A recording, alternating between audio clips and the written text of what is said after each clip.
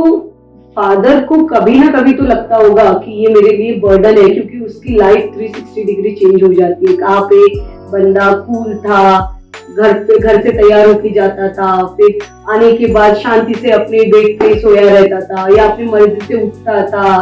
अब food habits बहुत अलग थी। तो अभी क्या लगता है कि ये चेंजेस फादर के लिए बर्डन है या नहीं?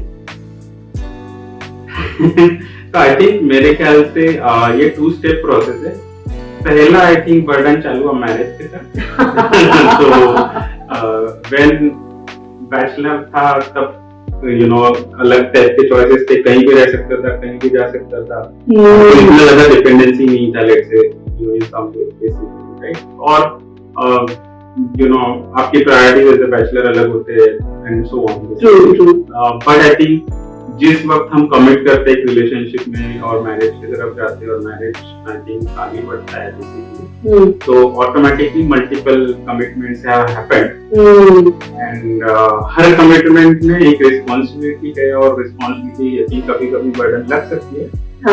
उसको मैं झुठला नहीं सकता। तो आई थिंक पहला स्टेप ऑब्वियसली मैरिज के साथ होता है।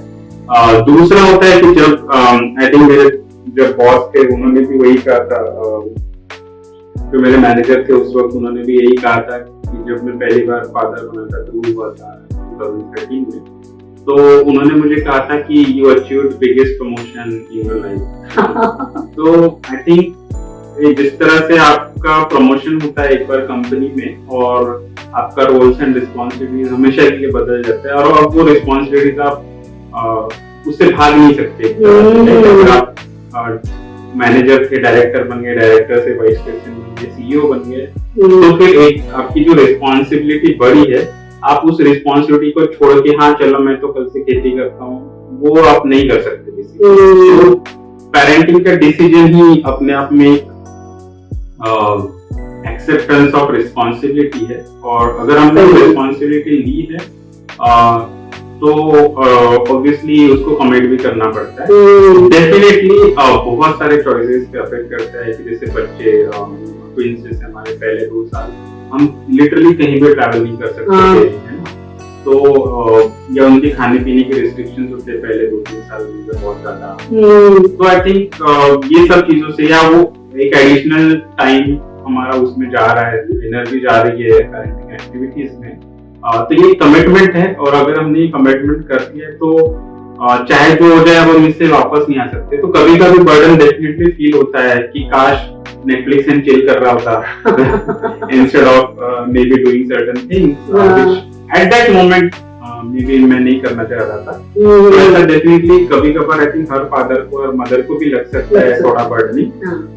बट आई थिंक वही है कि जितना हम वो एक दूसरे के लिए थोड़ा इंडिपेंडेंट स्पेस क्रिएट कर पाए वो बेटर होगा।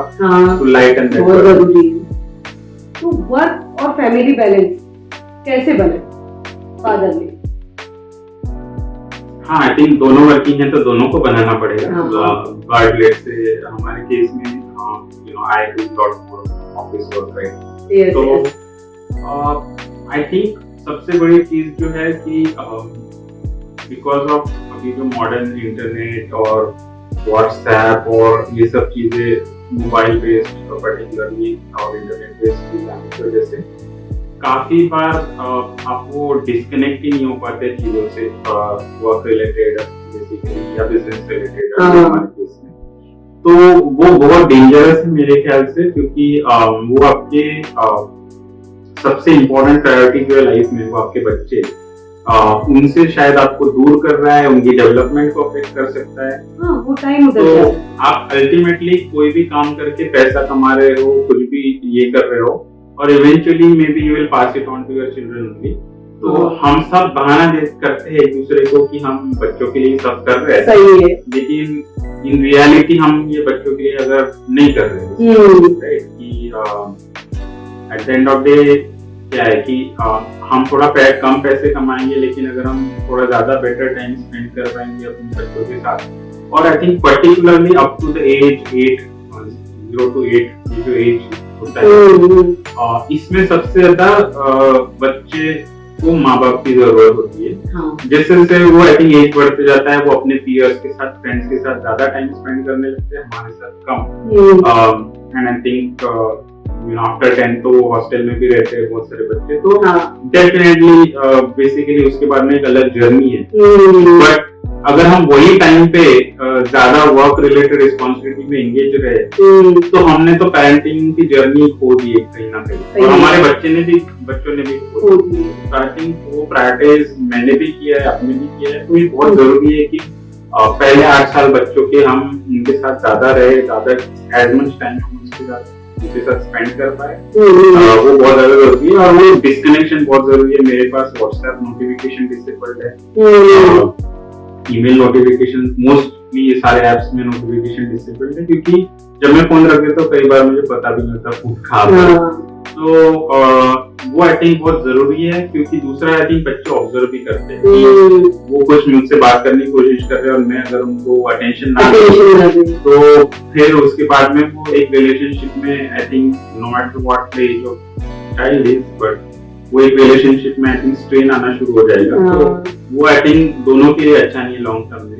आखिर हम सब कुछ कर तो उन्हीं के लिए रहे हैं और you know as a family कर रहे हैं, तो फैमिली में हैप्पीनेस आई थिंक अगर बरकरार रखना है तो ये बहुत जरूरी है कि हम थोड़ा वर्क से डिस्कनेक्टेड रहे, at least for certain time blocks.